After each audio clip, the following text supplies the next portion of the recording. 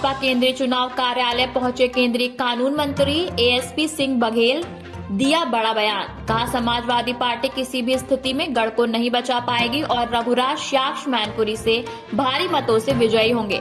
कहा, विरासत तो नेताजी मुलायम सिंह यादव के नाम पे थी, लेकिन अब यह विरासत सुरक्षित नहीं रह पाएगी। समाजवादी पार्टी की जीत नामुमकिन है, क्योंकि भारतीय जनता पार्टी ने हमेशा से ही जनता के हित में कार्य किया है।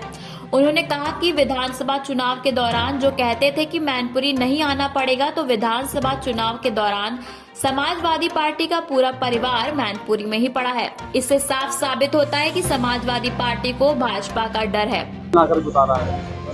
उनके लिए विरासत को बचाने वाला बात आ रही है सामने। नेताजी के बाद पहला चुनाव मैनपुरी में। अब मैं दो बातें करूंगा, गढ़ पर और विरासत पर। ऐसा ही गढ़ समझकर श्रीमती डिम्पल यादव फिरोजाबाद आई थी और हार के गई और वो गढ़ टूटा। ऐसा ही गढ़ समझकर अक्षय यादव फिरोजाबाद आए और 19 का चुनाव वो हारे, गढ़ टूटा। ऐसा ही बदायूं एक गढ़ हुआ करता था जिसपे धर्मेंद्र यादव कई बार से एमपी होते थे और वो हारे, गढ़ टूटा। तो मैनपुरी वाला गढ़ इस बार उपचुनाव में टूटेगा। जहाँ तक आप विरासत की बात कर रहे हैं कि ये उनकी विरासत है, वो जीतेंगे, तो विरासत से तय नहीं होते सियासत के फैसले। उड़ान तय करेगी कि आसमान किसका है। सर, अखिलेश यादव ने बयान दिया था कि आजमगढ़ और रामपुर हम धोखे से हारे हैं, लेकिन अब ऐसा नहीं है। समाजवादी पार्टी सुविधा भोगी की वजह से हारे थे, उसको धोखा क्या, किसी ने धोखा थोड़े दिया। वो पहले आदमी हैं कि 12 से 17 सीएम रहे, लेकिन अभी तक मानसिक रूप से मुख्यमंत्री की कुर्सी से उतरे ही नहीं है। ऐसा थोड़ा शिष्टाचार, एक रिवाज है, वो भी कानून नहीं है कि माननीय प्रधानमंत्री उपचुनाव में नहीं जाते हैं। लेकिन पूर्व कोई मुख्यमंत्री ना जाए और वो भी अपनी छोड़ी हुई सीट पे ना जाए और अपने भाई के लड़ने पे ना जाए, ये आलस की पराकाष्ठा थी और कॉन्फिडेंस, ओवर कॉन्फिडेंस की भी ये पराकाष्ठा थी। तो दोनों जगह वो हारे हैं। उनको धोखा नहीं हुआ है, बल्कि उन्होंने मेहनत नहीं की वहाँ पर। शायद उससे सबक लिया होगा जो प्रधानी की तरह यहाँ गाँव वोट मांग रहे हैं। मेहनत कर रहे हैं, क्या लगता है? ये चुनावी मेहनत है, दिखावी मेहनत है। इतिहास गवाह है, अभी वो अपनी करहल विधानसभा जीतने के बाद बताएं कि कितनी बार आई हैं, तो उसी से अंदाज लगा लो। अब इलेक्शन आ गया है तो बहुत सी बातें याद आ जाती हैं। समाजवादी पार्टी जनसभाओं के दौरान कहती है कि अगर सुरक्षित रखनी है विरासत को तो डिम्पल को जिताना है। क्या लगता है नेताजी मुलायम सिंह की मौत के बाद सिर्फ एक ही बात नजर आती है कि वोट देंगे, अच्छी श्रद्धांजलि वही होगी, जिताना है? क्या लगता है इसके सिवा कोई मुद्दा और नहीं है समाजवादी के पास? मुलायम सिंह यादव जी को लगातार और उनकी पार्टी के किसी भी प्रत्याशी को और श्रद्धा के तौर पे, नॉट श्रद्धांजलि के तौर पर, मैनपुरी लोकसभा से जहाँ तक मुझे याद है 1989 में उदय प्रताप जी, 91 में उदय प्रताप जी, 96 में मुलायम सिंह जी, 98 में बलराम सिंह यादव जी, इसके बाद 99 में फिर मुलायम सिंह यादव, 22 में धर्मेंद्र यादव, तेज प्रताप यादव, मुलायम सिंह यादव, ऐसे लगातार जिताया। मैनपुरी ने बहुत जिताया उनको, लेकिन जीवित रहते हुए ही उनको उनके सम्मान में हमेशा सीट जिताई है। लेकिन अब नहीं, मैं एक बार फिर कह दूं कि ये विरासत बचा नहीं पाएंगे और गढ़ टूटेगा।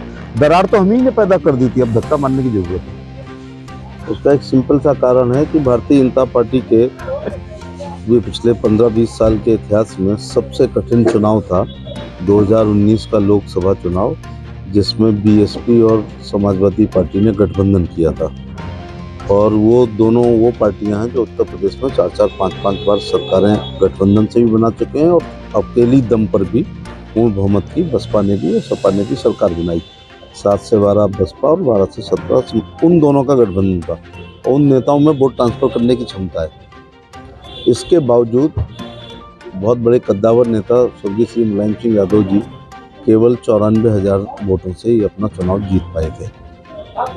इतना स्पष्ट कोई बोलता नहीं है राजनीति में। बीएसपी अपने दम पर आगरा, एटा, फिरोजाबाद, हाथरस, मथुरा, अलीगढ़, इवन मैनपुरी लोकसभा में कम से कम 1 लाख वोट डाल देती है।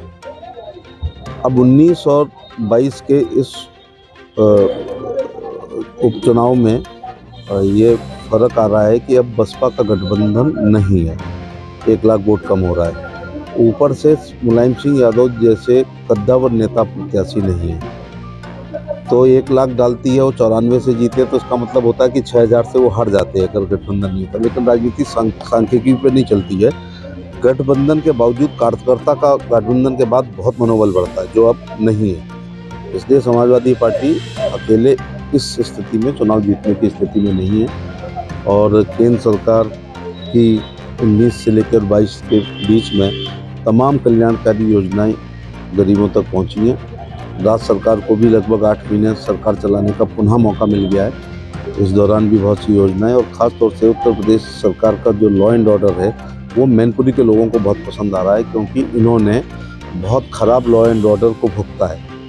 यहाँ पर सपा की सरकार में प्लॉट सुरक्षित नहीं होते थे, दुकानें सुरक्षित नहीं होती थी, मकान सुरक्षित नहीं, बहू बेटी सुरक्षित नहीं होती थी। बच्चा जब तक स्कूल से घर नहीं आ जाता था तो माँ चिंता करती थी कहीं उसका अपहरण तो नहीं हो गया। व्यापारी अपनी दुकान बंद करके जब तक घर नहीं आ जाता था पत्नी परेशान रहती थी, थैला तो नहीं छिन गया, गोली तो नहीं लग गई। रात में किसानों ने खेतों में पानी लगाना बंद कर दिया था क्योंकि अपहरण होते थे। इसलिए मैनपुरी की लोकसभा बिफोर और आफ्टर का अंतर ज़्यादा महसूस कर सकती है और वो कर भी रही है, क्योंकि कानून व्यवस्था बहुत अच्छी है, जिसकी और लोग यही चाहते हैं कि उनकी बेटी स्कूल जाए, घर आ जाए, उनके प्लॉटों पे कब्जा ना हो, उनके मकानों पे कब्जा ना हो, फर्जी बैनामे ना हो, अपहरण ना हो और ख़ास तौर से नौकरियों में मुख्यमंत्री या कहीं से सूचियां ना दें। आर्यन समाचार के लिए शिव कुमार की रिपोर्ट, मैनपुरी।